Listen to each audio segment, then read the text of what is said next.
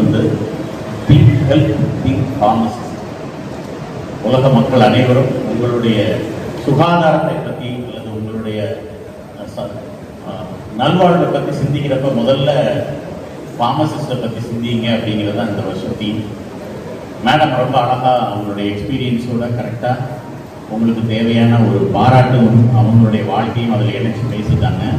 அதனால் எனக்கு இங்கே இருக்கிற எல்லாத்தையும் சொல்ல வேண்டிய விஷயம்னு சொன்னால், நான் அங்கே இருக்க வேண்டியவன் ஒரு மருந்து கடை உரிமையாளராக என்னை ஒவ்வொரு வருஷமும் மேடையில் உட்கார வச்சு அழகு பார்க்குற இந்த செல்வம் ஏஎஸ்ஓ செல்வம் அவர்களுடைய டீம், அந்த ஒரு 20 பேர் 10 நாள் உழைச்சி இவ்வளோ பெரிய கூட்டத்தை ஒவ்வொரு வருஷமும் நடத்துறதை பார்க்கும்போது ரொம்ப சந்தோஷமா இருக்கு. பொதுவாக இந்த அசோசியேஷன் அப்படிங்கிறதுலாம் நம்ம தமிழ்நாட்டில் சங்கங்களுடைய ஆதிக்கம் எப்போ மக்களுக்கு தெளிகிற மாதிரி வந்ததுன்னா, அன்றைக்கி அவர் வந்திருந்தா நல்லா இருந்திருக்கும். அந்த வியாபாரிகள் சங்கத்தை தான் நல்லா நான் பாராட்டுவேன். அவங்க தான் முதல்ல ஒரு சங்கமாக நம்ம எப்படி இயங்கணுங்கிறத சொல்லி கொடுத்தது. ஏன்னா கடைகளில் வாடகையை கூட்டுறதுலேருந்து, கடையை திடீர்னு நல்லா ஓடிக்கிட்டு கடையை காலி பண்ணுறதுலேருந்து எல்லாத்துக்குமே வணிக சங்கங்கள் நுழைய ஆரம்பிச்சதுக்கப்புறம் வணிகர்களுக்குன்னு ஒரு மரியாதை பஜாரில் வந்ததுங்கிறது நான் மருத்துவனாக உணர்வேன். அந்த மாதிரியான ஒரு உணர்வை இன்னைக்கு இவ்வளவு பேரை கூட்டி இந்த மதிய வேளையில மருந்தாளுநர்கள் இவ்வளவு பேரை கூட்டி உட்கார வச்சிருக்கிறது பெரிய சாமர்த்தியம். தலைவரோட தனி ஒரு அட்ராக்ஷன், எல்லாத்தையும் போய் பேசுறது, எல்லாருக்காகவும் செய்யறது, எந்த வேலையை கேட்டாலும் எந்த உதவியை கேட்டாலும் ஏஎஸ்ஓ செல்வம் சாரை பார்த்தா அது நடக்காம இருக்காது. எந்த நேரம் கேட்டாலும் அதை செஞ்சுக்கிறோம். 10 நிமிஷம் 5 நிமிஷம் 2 மணி நேரம் சொன்னால் அந்த நேரத்துக்கு கரெக்டாக அவர் வண்டியை ஸ்டாண்ட் போடும்போது நம்ம வாசல் அந்த டைம் கரெக்டாக இருக்கும். இல்லை நம்மளை வர சொன்னால் அந்த நேரத்துக்கு இருப்பார். இந்த மாதிரியான ஒரு சமூக ஆர்வலர் உங்களுக்கு தலைவராக கிடைச்சது, எனக்கும் ஒரு நண்பராக கிடைச்சது பெரிய பெரிய விஷயம். அவருக்கு மூலமாக நம்ம இப்போ இன்னைக்கு ஒரு அசிஸ்டன்ட் டைரக்டர், ஒரு சாதாரண டாக்டருக்கு ஒரு அவார்டு கொடுக்க ஒரு ட்ரக் இன்ஸ்பெக்டர் நமக்கு கொண்டாடப்பட்டதெல்லாம் உண்மையிலே பெரிய பாக்கியம் நான் நினைக்கிறேன். ஏன்னா நம்ம ஒரு சாதாரண டாக்டராக இன்னைக்கு இந்த ஏரியாவில் பற்றி எத்தனையோ லட்சக்கணக்கான டாக்டர் இருப்பாங்க. இவங்க மத்தியில் நமக்கு கிடைக்கிற இந்த மரியாதைங்கிறது மக்களுக்கான ஒரு அங்கீகாரமாக தான் நான் நினைக்கிறேன். மக்களுக்காக பேசும்போது மக்கள் ஒன்று வேற இடத்துக்கு கொண்டு வர்றாங்க அப்படிங்கிறது தான் அதில் நான் உணர்ற ஒரு விஷயம். இதில் வந்து மருந்தாளர்களுடைய பணி அப்படிங்கிறது மிக மிக கடினமான பணியாக போயிடுச்சு. ஏன்னா இப்போ சினிமா பாட்டில் வர்ற மாதிரி மருந்து கடை வச்சிருக்கவங்களுக்கும் இல்லை சாதாரண மனிதர்களாக வாழ்கிறவங்களுக்கு கையும் காலம் தான் மிச்சம். 60 வயசுல ஏதோ ஒரு கல்யாணமாகி ஒரு 10 வருஷம் நல்லா சம்பாதிச்ச மாதிரி இருக்கும். பையன் முதல்ல காலேஜில் வைக்கிறப்ப அவ்வளவும் காலியாயிடும்.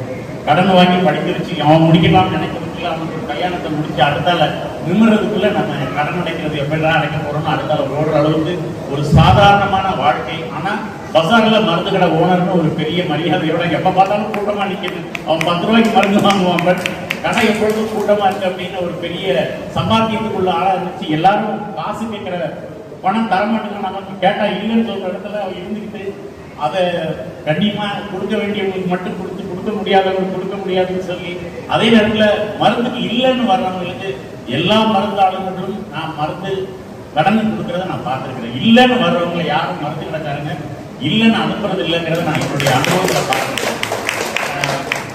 வேணும் நம்பரை மட்டும் எழுதி வச்சுட்டு அனுப்புறாங்க. இப்பெல்லாம் அது என்னைக்கு வருது என்னைக்கு வரலையே. பட் இன்னைக்கு அந்த குடும்பம் அந்த மருந்துக்காக அந்த நோயாளி கஷ்டப்படக்கூடாதுங்கிற பரந்த மனப்பான்மையோட நம்ம மருந்தாளர்கள் இருக்கிறாங்கிறதும் அதில் அவங்க வளர்ந்துடுறாங்கிறதும் உண்மைதான்.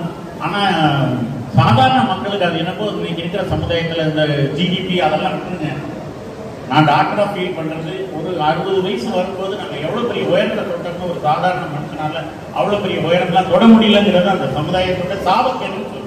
ஏன்னா நீங்கள் நேர்மையாக நியாயமாக உழைக்கிறப்ப ஒரு வளர்ச்சி இருக்கணும், அந்த வளர்ச்சியில் ஒரு சந்தோஷம் இருக்கணும், அது அடுத்த தலைமுறைக்கு போகிற மாதிரி இருக்கணும். ஆனால் இந்த தலைமுறை எல்லாமே அந்த தலைமுறை நான் ஒரு 50-60 வயசை சொல்கிறேன், ஒரு சாதாரண வாழ்க்கை முடிஞ்சாலே பெரிய விஷயம் இருக்கிறதா வாழ்க்கை அப்படிங்கிற மாதிரி வரும்போது மருந்தாளர்கள் படித்த படிப்பை வச்சு அழகான ஒரு வாழ்க்கை வாழ முடியுது அப்படிங்கிறத நம்ம ஏற்றுக்கொள்வோம்.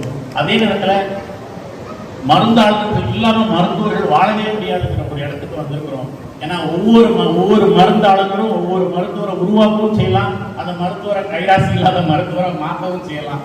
இது என்னது, இந்த மருந்து கொஞ்சம் விலை கூட மருந்தாருக்கு பேஷண்ட் கேட்கும்போது அது ஸ்ட்ராங் டோஸ் பண்ணால் போச்சு, அவ்வளோதான், ஏரியா பூரா பரவிடும், அவர் ஸ்ட்ராங் டோஸ் தான் எழுதுவார் அப்படின்னு.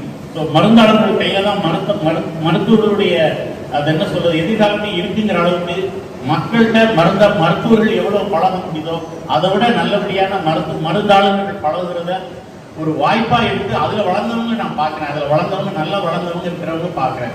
அதனால இது வந்து இந்த திங்க் ஹெல்த் திங்க் ஃபார்மசிஸ்ட்னா அது உண்மையிலேயே இந்த இனிவரும் காலங்களில் இந்த காலகட்டத்துக்கும் அது மிகவும் பொருத்தமான ஒன்று. மருத்துவம்னு நினைக்கிறவங்க, மருத்துவரை நினைக்கிறவங்க பக்கத்தில் இருக்க மருத்துவரை நினைக்காம இனிமே வாழ முடியாத இடத்துக்கு இவ்வளவு போட்டியில. ஏன்னா அன்னைக்கு எல்லாமே ஆன்லைன்ல வந்துருச்சு. ஆன்லைன் வர்த்தகம் நிச்சயமா எல்லா தொழிலையும் பாதிச்சிருக்குன்னு தெரியும், மருத்துவத்துறை உட்பட. இவ்வளவு இருக்கும்போதும் நான் போராடி நாங்கள் எல்லாம் மேலே வருவோம்னு ஒரு சங்கமாக இணைஞ்சு உங்க எல்லாத்தையும் இளைஞர்கள் இந்த கூட்டத்தில் ஒவ்வொரு வருஷமும் பார்க்கறதுக்கு எனக்கு ஒரு பெரிய பாக்கியமாக தான் அதை நினைக்கிறேன், பெரிய வாய்ப்பாகவும் அதை நினைக்கிறேன்.